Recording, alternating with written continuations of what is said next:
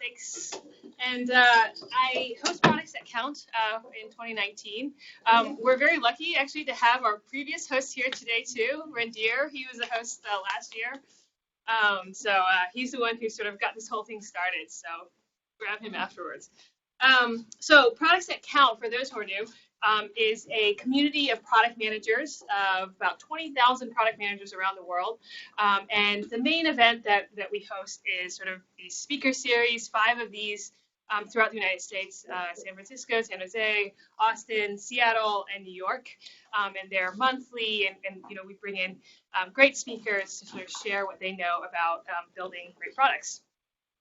And so the first thing I wanted to do tonight was to thank Adobe for hosting us in this great space and providing pizza and beer. And so I'd like to invite Meredith up to say a few words.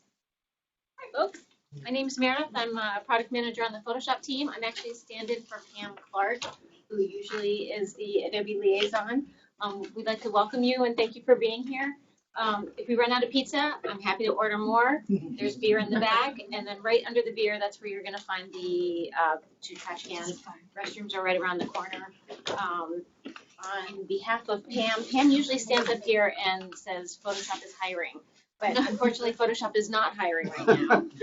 But Adobe is hiring, and if you go to photoshopishiring.com, there's a link to Adobe hiring, so you could go in. It might be early. I might be skipping to the shout out part. No. Yeah. So, and Pam, usually, if you have any questions about Photoshop product management or digital imaging product management, it's Pam, P-A-M, @adobe.com. You can also send me a message. I'm Meredith @adobe.com, MEREDITH, which is way harder than Pam @adobe.com. So email Pam. She'll be back in a few days. So thanks, everyone. Oh, thank you. Thank you. And the other thing to call out, again, and thanks to Adobe, is please make sure just the pizza and plates and cups and whatever, just make sure to dispose of those, on your way out. Cool. And so I'm going to give a little bit of an overview as to what's going to come today. So we have Archie here. We're going to hear from him and hopefully some great insights. Then after the talk, so please save all of your questions until after the presentation itself. And then we'll actually also make sure you pull out your phone actually at the end of the Q&As, because we'll be sending an NPS survey. So please provide feedback. This helps Archie get great feedback, as well as for us to continue bringing in great speakers and improving this program. So without further ado, I'd like to introduce Archie. So I'm very happy to welcome him to Products That Count tonight. He is currently a product lead at Lyft, and previously was, I think, at Udemy for over 7 years. 7.5 years. 7.5 years. And as I understand, has started as the 10th employee, and then most recently was at SVP of product there, and helping to grow Udemy into what it is today. And so very, very looking forward to what he has to share. Please join me in welcoming him. Thank you. Thanks for the introduction. Do you guys all hear me? Okay. Yep. Cool. So talk tonight, a little bit about dealing with chaos, or basically how to lead when everything feels like it might be falling apart. I already heard from some of you that, hey, you might be going through some situations where things are a little chaotic, and how do you actually deal with that change? Because often, I love all the product talks, but often it can feel like sitting there like, wow, that's a really amazing product process. Everybody feels like they're marching in lockstep. When they're building this product and they talk about going through the perfect product development process. I sometimes find myself sitting there like, yeah, well, that sounds really nice, but I think we all kind of know that's not usually how products get made. It's a little more complicated than sometimes like to make it seem. So a little reality check. Often we're dealing with complex situations, right? That might be an org change, a new CEO, an engineering director who quits, a marketing stakeholder you just can't quite get on the same page, and it's kind of a pain in your side. How do you deal with that, and how do you stay in control, kind of lead your team through those changes? So let me tell you a little story to kind of just give you some context on where some of this experiences are coming from and some of the different situations that I'll be kind of referring to throughout the talk. So skiing in Utah, beautiful, on vacation, great. Get a text. Text on the phone. It turns out to be the chairman of the board from Udemy. Say, hey, can you give me a call? It's a little weird. Like usually don't get that type of text, but okay. So I go into the lodge thinking, okay, maybe like good friends, maybe something going on. Says, okay, we actually just fired the CEO. And oh, okay, interesting, Aaron.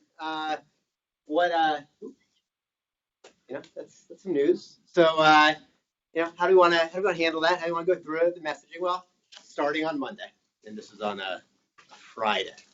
So okay, how do you deal with that type of change? Right. So I'm going to talk a little bit about is referring to some of those stories and hopefully give you a little context on types of change. Now, changes like that aren't always that extreme or kind of that quite that again, extreme is probably the best word. But we all face these smaller changes, right, day to day. So what do you actually do? And as a PM, as a product leader, your job is to lead your team through that change, right? That could be your product team itself, your PMs on your team, it could be your cross-functional partners, engineering, design. It really actually comes down to you taking responsibility of that and helping your team get through that change. So it wouldn't be a normal product talk. We didn't have a little, graph, really terrible set of metrics here. But if you look at what happens typically after a change, right? Usually what happens is big change, productivity goes to not quite zero, but it goes pretty low, right? Everybody's a little bit thrown off. And it takes a while for, in a normal situation, for the productivity and the outcomes to start to get back to where it was before. So what's your goal as a leader, as a PM?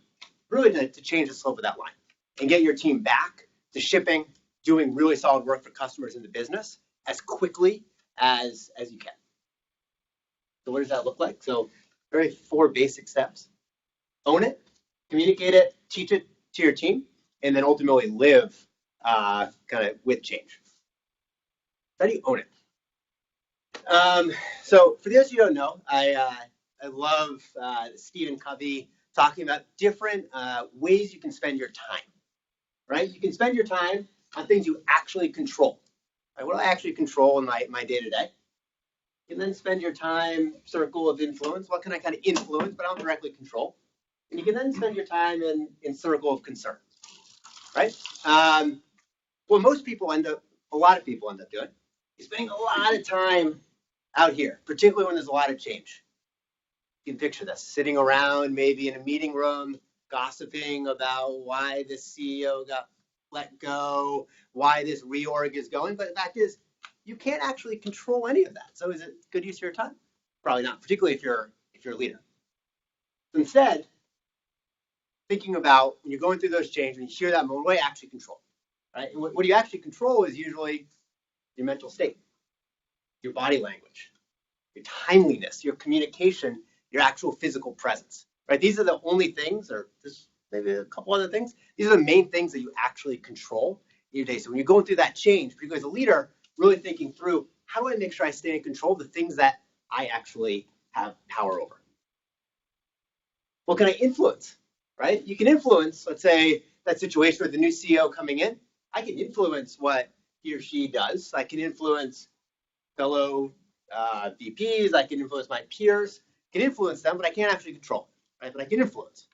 I can influence what my team thinks about the change. I can't control what they think about the change, but I can influence how they feel about it. What's my circle of concern? Well, not circle of concern. My circle of nothing.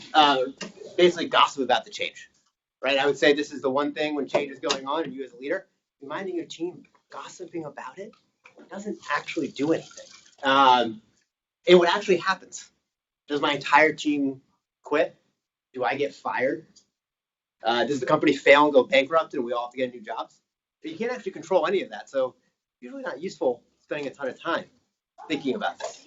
So when you're thinking about change and going through it, really important to spend as much of your energy as possible on that circle of control, and really kind of grounding yourself there. Communicate it. This is a funny one because one of the things you actually do control is actually how you talk about it with your team. So my one slide with a ton of text on it. Sorry for that. A little story. We had an issue with an office in Dublin, right? A lot of great folks, but realized we had some parts of product and engineering over there, some parts in San Francisco. Collaboration wasn't as great as it could be between business teams and that office, so we needed to move kind of the central power to San Francisco. That was going to be a big change for these folks in Dublin. So one of the things that we almost got on a flight to go tell this team without actually writing down exactly what we were going to do. And it was funny, we actually convened together in a meeting, actually realized, holy crap, you think we're telling this person this. I think I'm telling this person that. This is going to end up in a complete and utter disaster. I've seen this a lot. You think about how do you communicate change? Everybody kind of thinks they're aligned, but there's a lot of details to work through. What do you do instead? Started to obviously do this. Just writing down some very simple answers. In writing, very important. What's happening and why? Give context. And again, not gossip about what's going on. Identify the impacted groups, like who actually physically is going to be impacted by this event. Establish an overall timeline of in who is doing what when. When are key people finding out? When is a team meeting happening? When is an email going out? Is there a company announcement? I know folks have been through some big changes. Some of these things can actually slip a little bit and not always be as crisp as we would like. So when dealing with that change, really getting specific and aligned, particularly when you know the stakes are going to be high. Draft those key messages for each audience, identify those key concerns, written FAQ, and identify key influencers. One of the things that, another fun story, basically we're announcing, usually about 6 months before I left, big org change before the CEO I just mentioned. And night before, CTO decides to resign. Oh, wow. Okay, it's a little different. So we get together actually up until like 2 a.m, actually write down exactly what's happening with all the engineering directors, PM directors, making sure that folks totally get it and are locked and ready to go into that next day. So when you're going through change with your team, are you really aligned and making sure that's written down in there? Practice. Simulate real people. And one of the best advice when you're going through change, you're trying to bring your team through it, is actually simulating what different people are going to say. And do that on the different extremes, right? So going to Dublin, knowing certain folks, testing there, oh yeah, this change makes a ton of sense, to I'm going to fucking kill you. All of those things, and making sure you have those reactions simulated and practice through it. So when you're actually working and telling people, it's actually pretty smooth, right? Because you've simulated all of the different states that person is going to be in. When you do that, actually talking to your team, it goes pretty smoothly because you're actually already completely prepared for what's going to happen there. And finally, deliver. Now, delivery, often when you're talking to your team about change, delivery has less to do with the actual talk itself, right? It has less to do even with your body language in that talk. It has a lot more to do with what you do when you walk out of that room, right? So you're leading your team through a change. Do you go huddle with a couple other execs, or you go get together with a couple other colleagues in a closed room and people are wondering what's going on? Do you walk around the halls kind of, what's going to happen? Or do you have a loose, relaxed attitude for your team? Your sprint plannings are smooth, you're laughing, you're having a good time. Because people don't usually pick up, they're usually blanking out when the change is being announced. It's really those subtle interactions in the hallway, in the kitchen, that really make the difference when you're trying to bring your team through change. And so The real part is people are watching you. They're actually not listening to you, they're actually watching you. And that's much more important than what you're actually saying on a day-to-day basis. So that's something to really think about. That's this teach it. What I mean by teach it is going through change and actually helping people understand different tools to handle change. So what did at Udemy and the learning company, so we like to build some learning into what we're doing. Actually, and I'm happy to send to anybody who's curious, a whole series of articles, Udemy courses and the like, about how to think about change, how to process change.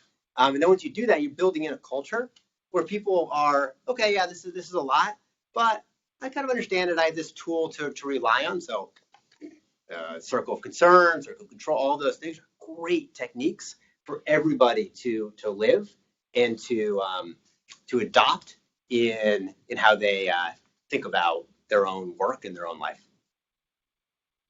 So live it. There's actually something as you go through change and your teams go through change. Love to use some lines. My favorite is the plan until it isn't, right? It helps people just, going through a change. We might have another change, another reorg in 3 months, but what are you gonna do? You have two options. You can either think about what's gonna happen in 3 months, or you can do work. What do you prefer to do? More fun to actually go ship stuff and build stuff than to worry about what's gonna happen. So the plan is the plan until it isn't. That's all you know.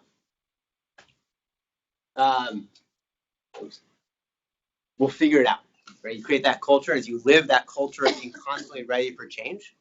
It's always in team meetings. We'll figure it out. Don't worry about it.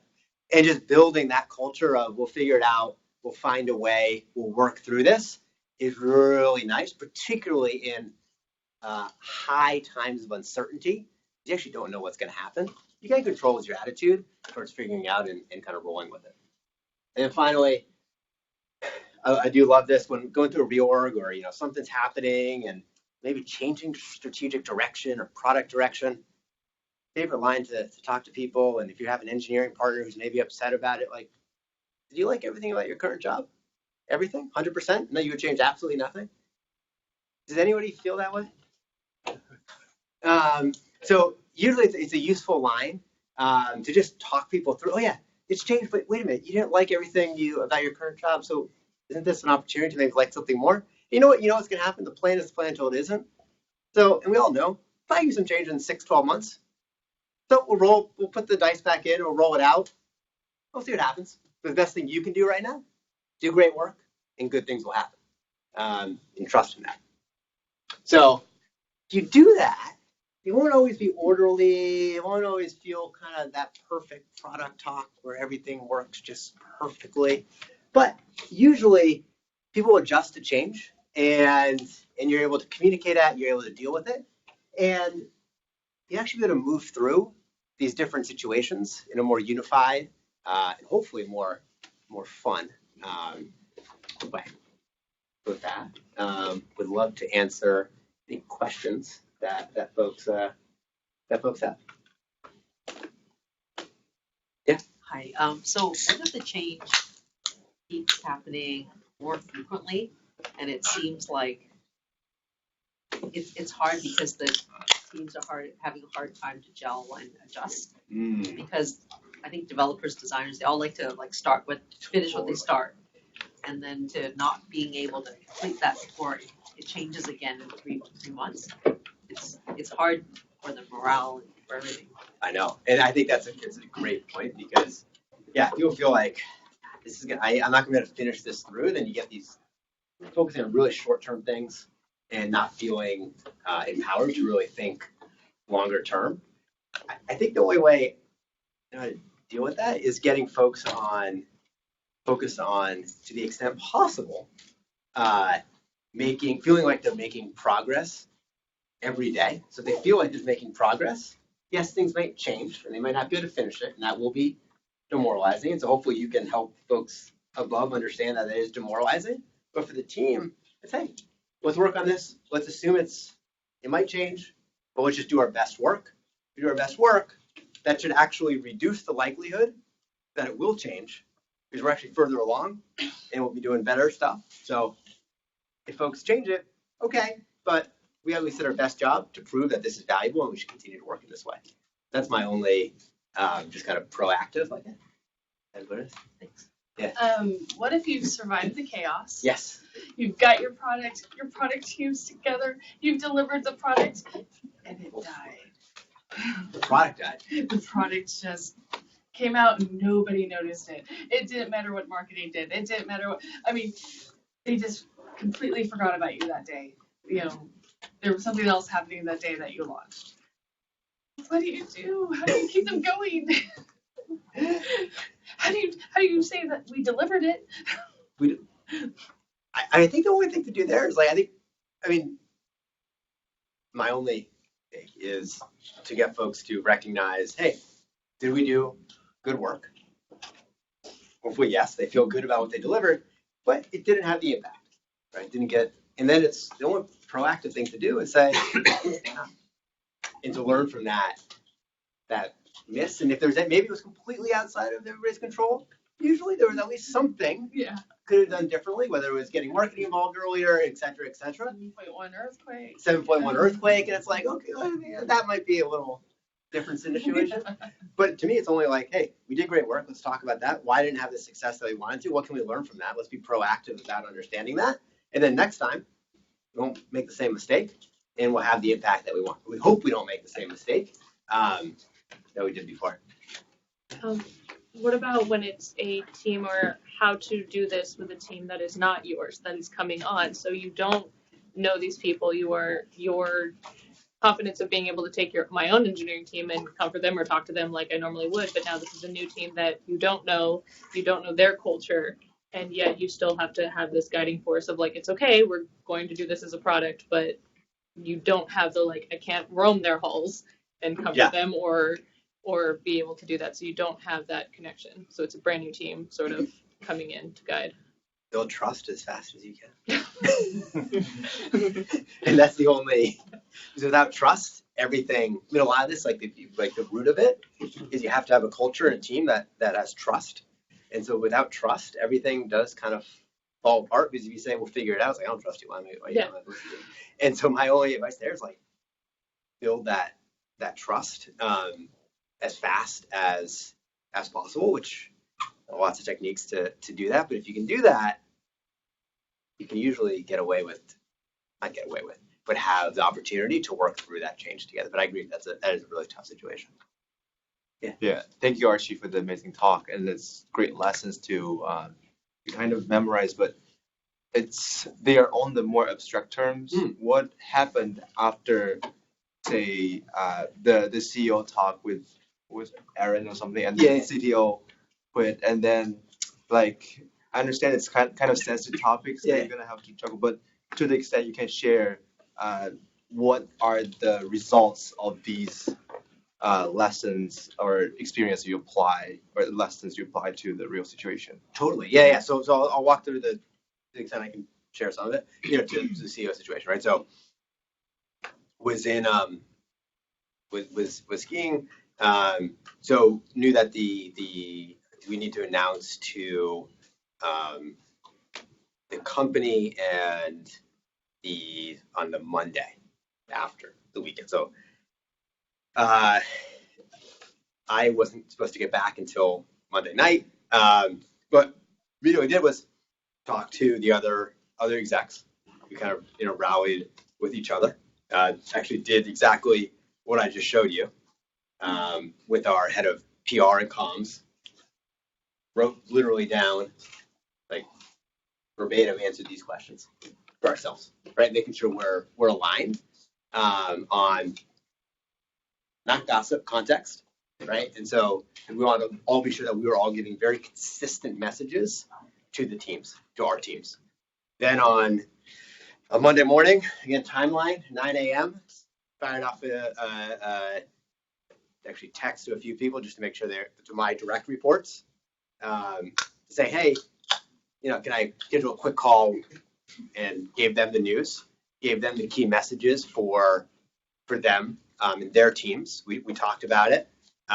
Then we scheduled at that point, also including engineering, kind of product design engineering, so about 200 or so folks, I led the meeting from Utah and talked through what those key messages were, or what we had defined, talked about what we're going to do, what the process is in very concrete terms of, hey, coming in Monday, new person, no roadmaps are effective for the next 90 days, but we're going to learn over time, et cetera, et cetera. And then getting back is actually just really about being present. I had a team meeting with just the PM design, UXR, 9 a.m. And it was really just, hey, here's some more context. I'm there to answer any questions. We just chatted for an hour and a half, gave people, again, context. Keep coming back to this, context, not gossip. And then it was actually, as soon as that happened, it was, my message was, let's just get back to work, right? Like, what are we gonna spend our time like worrying about this? No, let's get back to work. Trust me, I'll handle and get back to work because that's more fun than kind of being worried about. So, but it's much detailed, but that was the approach. And then reinforcing that with what I was doing, right? So I wasn't sending around like, oh, what's happening? It's like, yeah, we have a product review. We're going to go over product review, business as usual, and that's it. I think when you demonstrate that with example, people usually respond pretty well. That was a great example of the dramatic change. I wanted to ask you a bit more, maybe more often changes happens on a day-to-day basis. Let's say you're at Lyft, you have a deliverable for New Year Eve. You want to add some features and company counts on it for revenue, right? Mm-hmm. Or hiring new driver or whatever. This is key metrics, right? And couple of your key members quit, some projects are not delivered, some pieces you really rely. Can you tell us a bit how you handle those pivoting on the go that you cannot miss those deadlines? It has huge impacts. If you can share some insight how you handle those situations and real examples would be great. I'm interviewing you a bit, but sure. I'll use the Udemy. That was easy. Like for us, Black Friday is a big time of the year. A lot of revenue comes from Black Friday promotions, et cetera, et cetera. Don't need to go into too much. But I think, and there was often, it would always happen. We'd be a little bit behind on the number. And so, maybe Tuesday before Black Friday, because we'd run a 10-day campaign, it'd be, can we do this extra feature? And it would always come in as a feature, right? And with context, we may be missing. So it might come into marketing, so it could come into the PM or to me or to an engineering and say, can we do this? My approach was usually, and that's going to swirl the team. These people are now going to have to not have a good Thanksgiving. They're going to be working all the time over it if they want to do this. So what I would typically try to do is just get back to like, what are we actually trying to accomplish? What's the actual goal that we're trying to do? So kind of managing kind of horizontally and up in that way. What we actually want to do, and can we actually solve this problem in a different, less costly way? Can we actually just send, so we did, a couple extra emails? And yeah, that's going to be, it's not going to be great, but it's better than doing this experimental thing that we don't even know if it's going to work, but we think might be a good random idea and building this extra feature. So you reject the idea of building the feature? I reject the idea of building the feature, but get people to say what the actual goal is, and then come up with a different solution that will get the same goal, just in a different way. And so that's usually my advice on all those situations is always when we're asked to deliver a project, we're asked to deliver something, what are we actually trying to achieve? And then let's reframe what we're trying to achieve and come up with a better solution to get there. There are some times when it's just you know what, we got to do this. We're all going to have to just work until 4 a.m. And just being explicit about that is good. But my approach always when there's a deadline or there's some random thing coming in, reframe it. What outcome do we want? What are actually the different ways we can get there? Do we align that the outcome is more important than the actual task? Yes. And let's do it this way. So that is my approach. Does that make sense? Maybe sometimes as a business owner or product owner, they want that, right? There is a reason they ask for it. You're suggesting go and renegotiate, find an alternative. I don't know what percentage of time that's possible, even, right? Yeah, I mean, my own take is like, usually the business owner, I would, I mean, just me, because I'm a little maybe harsh on, just like, what are you actually trying to achieve? What is the customer business impact that you want? This is one solution. Let's talk about the range of solutions. Maybe we come back to your solution. Totally open to that. But here are different things, and here's the pros and cons of each. And let's work through that. Yeah, just to point, as a product manager, product owner, your role is to take the heat. So yeah, you may have to take the heat. I'm looking for a solution, So right? you don't have to look for a solution if the risk outweighs the benefit. No, I'm going back to the one that we will figure it out later. That's the time to figure it out. What you do now, right? You say that. But I think what he's saying is if the risk doesn't merit it, you're gonna have to stand behind it and take the heat. If you don't like the heat, then you're not gonna be a good product manager. Yeah. And that and your team will respect you a ton for it. Right. And I think that ultimately the business or whoever asking for it will actually respect you a lot more. Yes. If you come back and say, hey, here's another solution, and here's the risk reward of it. Although actually this person's thinking like me, wants to get to the same end, does not want to do it. Now, if you have a complete asshole who just won't get there. Yeah, especially if you bring data. Yeah. Why you're standing behind that? Most places We'll respect that. Yeah. And if it doesn't, I would say, what can you control? Just quit. But I'd be like, I mean, to be might not be the right place for you. might not be the right place, so quit. So normally chaos can lead to in certain situations wherein a product manager may land up in a new zone with a new team where there is no trust, you haven't worked with them before. Then how would you approach that with so much happening in the organization, product roadmaps being changed, projects being scrapped, all this happening. So how would you work with such a team in such a chaotic situation? Yeah, I think it's a great question. I think it maybe my own take is again, building that trust is foundational. How do you build trust? Trust usually comes if people feel like there's vulnerability and there's openness and there's kind of that psychological safety. So usually like coming in, what I would do is, okay, let's all get in the same room and let's talk about what's going on. Let's get all on the same page, trust each other. And we're all gonna take a leap of faith that we have to trust each other. Otherwise, if we don't trust each other and we just kind of like go off, it's probably gonna suck.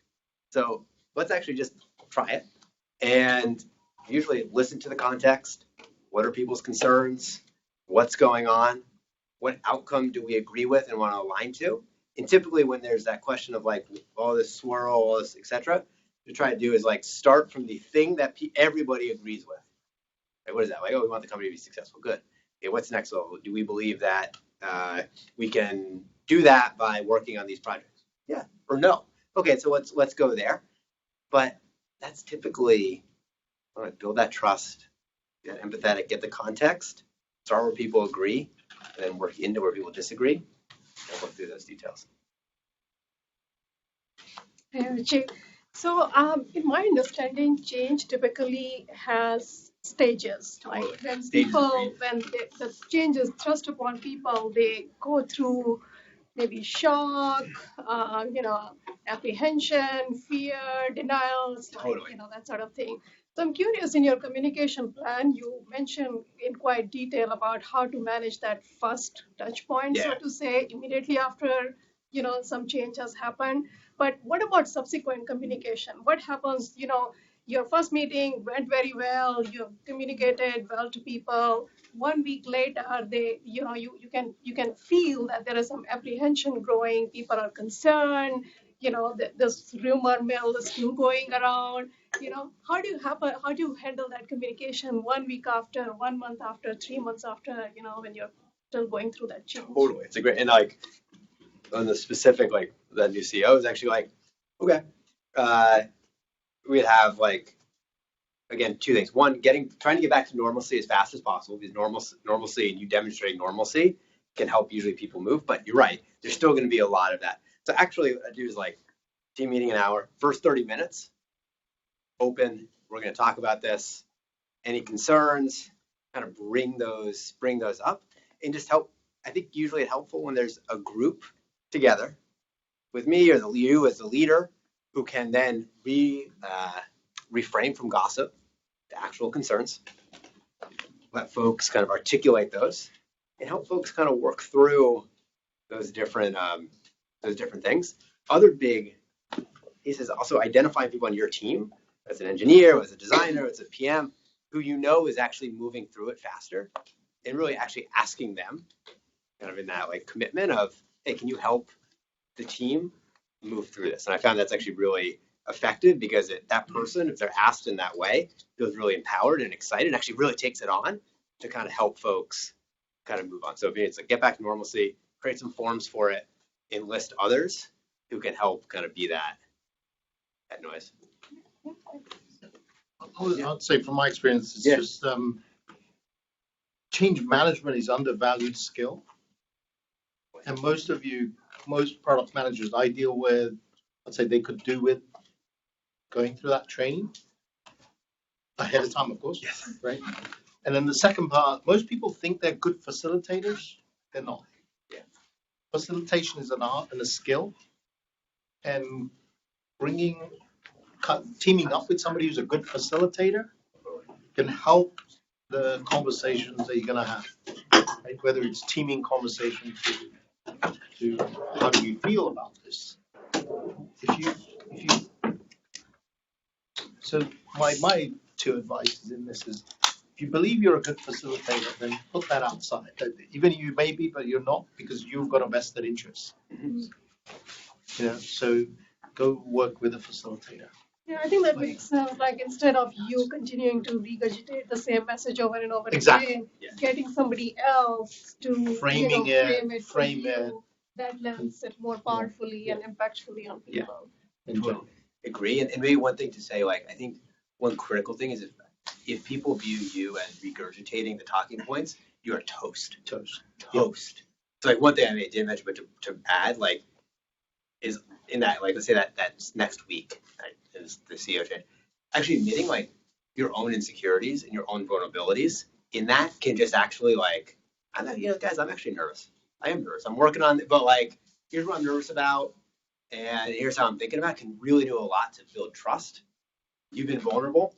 And then folks will use, like often, not always, but you'll get a couple folks who will start to chime in, and then you'll really start to hear concerns, and people can work through their own kind of grief in that way. But yeah, I agree. If you're regurgitating, then you become disingenuous, and people will like, it has to fit my personality around the office is like kind of fun, like moving. So it's just like that normalcy, but if it was like different than we normally are, we've talked, this has been a lot about kind of change in staffing and company-wise, but when it's pivoting kind of vision in your product is a different kind of how you pitch, hey, we still have to keep and finish what we're working on, even though it might not be relevant, we might end up throwing away this code because we have to keep our current customers happy, but we're pivoting away from something different. Is there a kind of a difference besides, of course, building the trust and saying we're going to get through this and objectifying concerns, but is there a difference in trying to communicate, hey, we're pivoting your ideas and the work that you're doing, but hold on, like we'll get through this. Is there a difference or other things that you need to communicate when it's not just company change or staffing changes, it's actually vision and mission and the actual product? Yeah, that's a great question. I think I'll give you one example, like big things we did, Udemy, where that reorg I mentioned, we actually killed an entire product area. The instructor-facing part of the marketplace, we actually just literally disbanded the entire team and reallocated. And they had basically a month to finish everything up and move on. And so kind of similar-ish to that. And I think a lot of it was like that context of like, you have to believe this, but it actually wasn't the worst thing is for people to feel like they made a mistake. Mm-hmm. That they, like, for some reason, they didn't do a good enough job. Where like it was on them, and they caused the company to reevaluate strategy. So a lot of it was like, hey, here's why we're doing this. Here's strategically as a company why we're doing this. But then if you're a leader in this, like showing empathy for the great work that went on, highlighting that, getting folks excited about the work, and then explaining like if they did great work there and do great work in other places.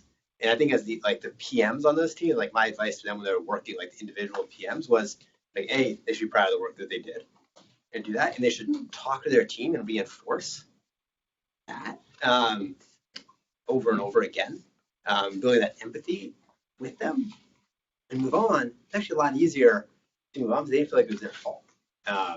In most cases, vision changes, I guarantee you, probably wasn't. It was probably some board member who wanted to do this because they like had it. I mean, it's something kind of crazy. So just like giving that context, what are they? Oh, they did good work. They'll continue to do good work. Even in that context, I found bringing the highest the totem pole in the company to announce the change to the team. Yes. That's far more effective than if I did it. Yeah. Because now they've got the CEO, the CTO, whatever, standing in front of the team explaining why we're pivoting. And it does have a different effect than if I were to do it. Yeah, So we had that. And it was like, okay, well, at least we have a decision maker who's making this change, and it's all right. But there's still that like aftermath of like now it's back to our core team being Right. like, okay, so we have to finish up these products. We have to even still do releases for something that we know is going to be changing dramatically in like 3 months. Part of that might be the question to the CTO: do we still finish up? So their ability to ask the highest in the company, do we still finish up? Yeah. It's so much more powerful than you if you said, yeah, we do. Yeah. Right? It just people like to be treated like people.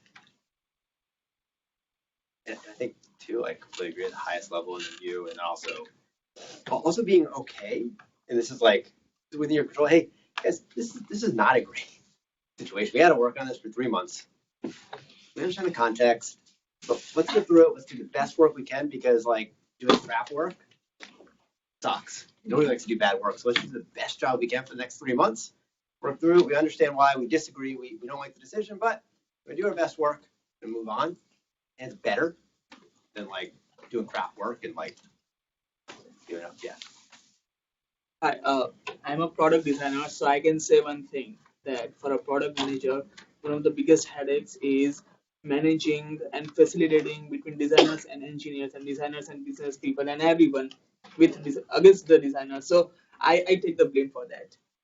So Take the blame. yeah, because we always have some crazy creative ideas that doesn't go always well with the business people or the marketing team or the engineering team, right? So as a product manager at Lyft Yeah. or Udemy or your personal experience, how do you manage that conflict? And second question is that nobody's right or wrong in that kind of situation, but how would you expect product designers to behave well or do well so that your job is easier in facilitating between the conflicts? You're saying between like PM and design or PM and engineering or all, just everybody. No. Design versus engineering. The what? Design. Design. Yeah. Versus engineering. Yeah. Okay, yeah. Design versus engineering and that conflict that often happens, and how do PM step in Yeah. and help? I mean, to me, again, like, well, this is like, do we have trust? So if the trust is broken, then you got to repair that. But it's assuming there's some tiny bit of trust. Again, I probably sound repetitive. What outcome do we want to achieve? And like work backwards from there. And like from a product design, usually, but like you want to feel like the work is solving a user problem, it's high quality. Engineer might want to feel like it's great, the code is great, it's shipped, it's stable, et cetera, et cetera. So, and then what everybody should align on is they want to actually impact the customer and move the business forward. And then what I see from a PM standpoint is just like getting everybody to articulate what they care about, and what are each of their ends that they want to go towards, talking through the pros and cons very clearly of different approaches, as clearly as possible. We do approach A, it's gonna take this long, I'm gonna do this, 2, 3, 4, 5, 6. I find usually if you just lay out the options, get people aligned around what we're actually trying to do, like why do we even start this project, usually rational people can come to a fair conclusion. If you have somebody who is just like completely like stubborn, I will not do that, to me, you take them aside and you say, grow up. Because like you can't run a business or run a product like that. And so like that's my own, but you have to be willing to like kind of take that heat of like, come on, step up, because you can't end up doing that if you've gone through all of the effective facilitation. Then you got to, that doesn't work, and you can't do an action yourself. You got to escalate, have that be there. So That's my own. so let it be a designer or engineer, but having the sense of goal and the vision all the time is a key advice. And then when there's conflict, as a PM, just rationally facilitating, like what are the options? Option A, option B, pros, cons, each of those, would walk through it together. Then usually rational people aligned around the same mission, around the same, can usually come to a good conclusion, or you might find there's a better place, but you're doing it all together. You're working through it. You hear each other. You understand your different points of view. If you can't reach a conclusion in that, usually not good. And then there's often the like, hey, we're going to do it this way this time, or we're going to test it. So there's different approach. We're going to test it. We agree, we commit to ship it now, but we will dedicate in a month some time to refactor the code. All those different ways of negotiating can always, unless the person is truly stubborn, there's always a way to somehow get progress made. I wanted to know how agile you are in the context of Lyft or Udemy. What are your product planning cycles, iterations? Do you go 3 months, 6 months, and how do you see that practically coping with pivot when it happens? I think two things. I think one is, Udemy and Lyft, similar in this way, maybe a little different, but high level is like, Udemy we do quarterly, Lyft we do halves. But I think what the push is, and which I really like, is we align on the objectives that we're trying to achieve and the results that will tell us whether it's successful. We do not align on the projects we're going to deliver, period, and stop. When it comes from business product owners, what they measure, you align yourself with those up? Usually, everybody always says there's a perfect cascade of OKRs. Bullshit, you can't have a perfectly cascade OKRs. Mm-hmm. But like at a high level, it's like, what do we want to achieve as a company? Like here are the key things, here's going to measure it. Each product team should be able to talk with reasonable degree how their OKRs connect back up. Reasonable degree, but it's never going to quite perfectly match. And then when they're talking about projects, really what I view like the role of product leadership to do is like look across that portfolio, understand, are people marching in the right direction? Are they aligned? Are the bets strategically that they're making, are they sound? And then to measure them at the end of that quarter, end of that half, did they actually achieve the results they set out for? That makes it really easy because kind of simple. I do agree. If you have a business stakeholder that is both dictating results and projects, you got to figure out a way to like change that dynamic very, very, very quickly. Just having like, you're just got screwed. How are your challenges at Udemy and Lyft now different? Like, what are similarities? What are the different challenges you're going through right now? From your role and perspective. Yeah, different. But I've only been at Lyft for a month, so I have to caveat that. Like I'm super new. Probably, the biggest difference is being at Udemy for 7.5 years, like starting with like 10 folks, and then I left about 550. The amount of trust that I had was very, very, very, very high, right? So like, just I'm not trying to say it, like just I could, if I want to make a change, folks would trust that it was coming in the right way. At Lyft, the thing that I've had to adjust to the most is not having that immediate credibility and that immediate trust, right? So building that is much more important than it was at Udemy because that had already been built for a long time. You don't have trust, things go a little bit slower. You have to take the time to build trust, make sure you're not kind of doing stuff that would be just the opposite, working against you in that way. Is that? Yeah. What are 5 things you've been doing over the past month to build trust? Listening. That's actually been the biggest thing. Is like, and it's actually, I think the tendency I've noticed with new people coming in, and a more senior folk, is like come in and say, oh, why the fuck are you doing that? And like immediately coming in and like judging, like, oh, this seems crazy, as opposed to understanding and asking the context of like assuming that everybody's actually doing the right thing. But like everything in life, there's in product in particular, there's trade-offs. So I think like for me, it's been understanding, listening. Oh, I make this. Oh, interesting because you were optimizing. Oh, that makes sense. So yeah, we should. Then you realize that they actually knew should have done this, or it would have been nice to do this, but they can't. So for me, it's been like listening, listening, listening, listening, listening. Actually, been like the key things, and understanding everybody. Second has just been like connecting as a personal level with people. It's like, I mean, obviously, so with my own reports, it's actually just like, what do they want to accomplish in their career? Peaks and valleys in their career, what's working at Lyft, what's not, sharing my own story, just like kind of going through that. And third is being super transparent and super open about what I am thinking, what I know, what I don't know, admitting some of that, those gaps in that knowledge, because that tells people like, oh, this person is going to come in and just like change it. So that's helpful. But So in one of the responses, you just mentioned that change that dynamic wherein people at top try to influence a lot in product manager's job, which is a very common scenario in startups. When they from startup they start going through hyper growth mode. People at the top or the founders, because they started the product, they have this very strong feelings about how the product should shape up in future. Mhm. And that influence gets transferred to the product managers, even if they hire new, they want change. But that influence is always there. To change that dynamic, to change where, to draw that line where it doesn't become, a hindrance or a problem for a product manager to shape up the product well for the customers. How would you tackle that situation? Like it's very, very common in any startup going through this period.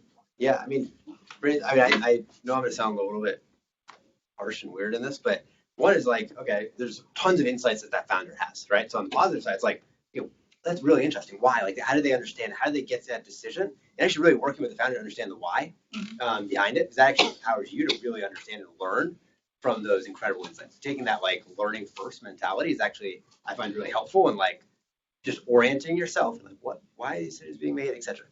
And over time, if you understand how they think and you have your own point of view, you're actually able to really effectively negotiate with that person in their language, in their thinking, and show maybe where there's gaps in what you're seeing and the product team is seeing versus what they're seeing and what they're thinking. But in order to do that, you have to listen and earn their trust by listening and understanding effectively. If after that period it's still not working, then quit. and that's like, I know the most like blunt, but like if you take the private experience, what you control listening, negotiating, talking, learning, all those things, and influencing. It still doesn't work. There's lots of good jobs in Silicon Valley. So Maybe last Yeah. question. Yeah, so you talk a lot about just, so can you share some of your techniques and give some examples? from what? For what? For just, right? You talk a lot about building trust, just all different Oh, series. Yeah. I wish I wish I had a little more of that. I mean, there's a lot to go read. I can send some stuff. I mean, for me, like my own is like connecting with the person and understanding them and listening. Like I actually find that usually if you let somebody talk about themselves, and it actually builds trust that you're empathetic and you care about what they do. So just that listening process, exposing your own vulnerabilities and what you don't know and what you want to learn, hugely important in gaining somebody's trust and respect. And third is actually just demonstrating in your day-to-day that you're acting consistently with what you say. And good things usually result from that. But it's not the best answer. But there's a lot of good stuff on building trust, but like that is like everything, the foundation of all of it. Great. Thank you very much. Cool. Thank you guys. Thank you. Um, So thank you so much. There was something I forgot to mention at the beginning in terms of our agenda. So normally after the talk, we actually do this thing called shout outs for people who haven't been here before. And what shout outs are anything that you want to sort of share with the community. It could be, hey, I'm looking for a job. Hey, I'm hiring. Hey, I'm a founder. I have this new product. Please try it out. Whatever it is that you have in mind that you'd like to share with the community, this is the time. We have 10 minutes or so for anybody to share anything. And for the brave soul who goes first, you get a nice products account notebook. So go for it. This is actually, sorry, not hiring or looking for a job, but in a weird position of interviewing my future boss.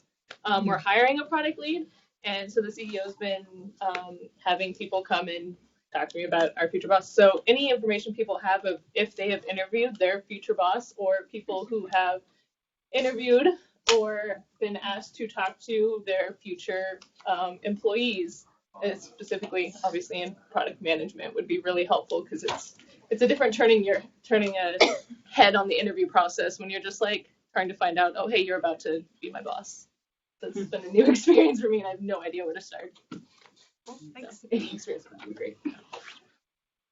Anybody else?